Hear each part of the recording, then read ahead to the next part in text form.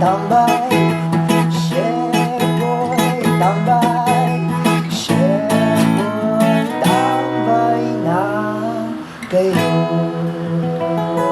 Tambay na.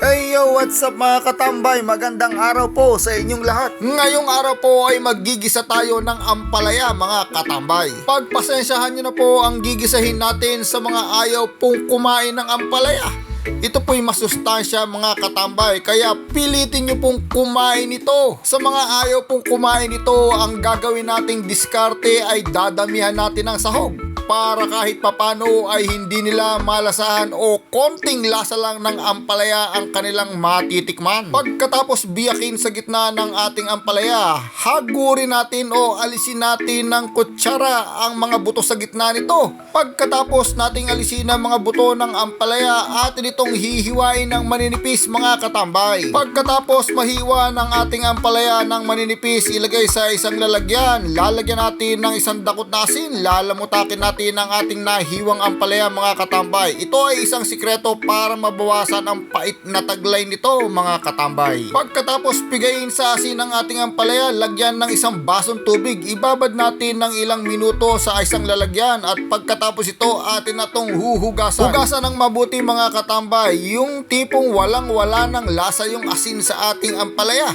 Kung maaari, piga-pigayin nyo pa ng konti para mabawas-bawasan ang taglay na pait nito. Pagkatapos niyan, ang bawang naman ang ating hihiwain. Pukpukin ang ating bawang, tagtarin ng maliliit. Ang bawang na ito ang gagamitin nating panggisa sa ating ampalaya mga katambay. Pagkatapos, sibuyas naman ang ating hihiwain ng maninipis mga katambay. Kasama ito sa panggisa natin sa ating ampalaya. Pagkatapos ng bawang at sibuyas, syempre nariyan po ang ating kamatis.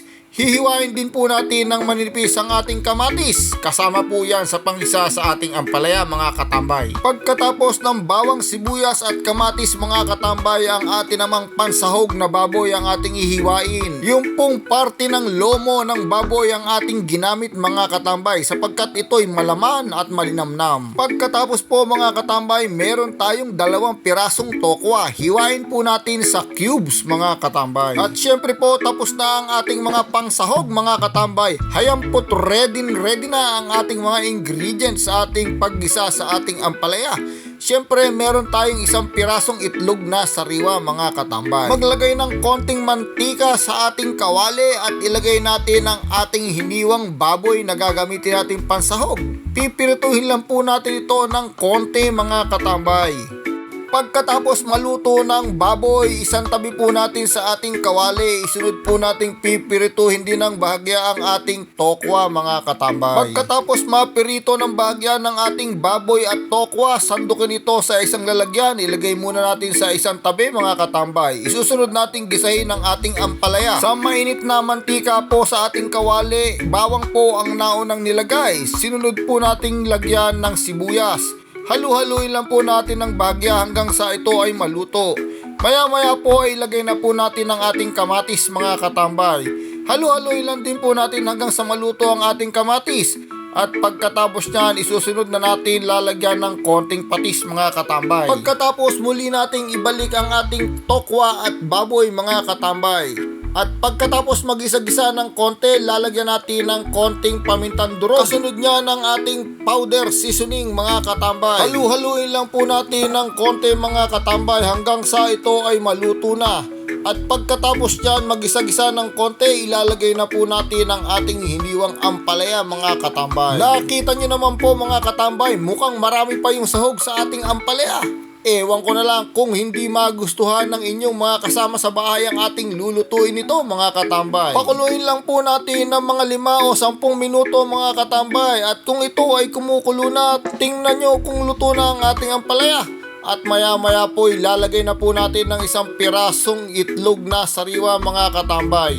Pagkatapos na ilagay, halu-haluin natin ang ating itlog na inilagay hanggang sa ito ay madurog at sumama sa sabaw. Yung itlog po na yan ang magpapalapot sa ating sabaw ng ating ginisang ampalaya mga katambay. Halu-haluin lang po natin hanggang sa ito ay kumulo at maluto na. At maya-maya po sinisigurado ko sa inyong sasandukin na natin ito. Mapaparami na naman ang kainan natin ito mga katambay. Ayan po't luto na. Hanguin na po natin sa isang lalagyan. Sinisigurado ko pong kakain na naman tayo nito mga katambay. Saluhan nyo po kami sa ating ginisang ampalaya na ito mga katambay. Sinisigurado kong magugustuhan nyo ito. Konti lang po ang ampalaya. Kita nyo naman marami pa ang sahog nito mga katambay. Mga katambay, kung inyo pong nagustuhan ang aming ginisang ampalaya sa araw na ito, pasensya na po sa mga bitter dyan. Ampalaya po ang ating naluto ngayong araw. Huwag niyo pong kakalimutang mag-follow, mag-share, mag-like at mag-comment sa aming Facebook page. Ang inyong nakatambay na chef, Chef Boy Tambay.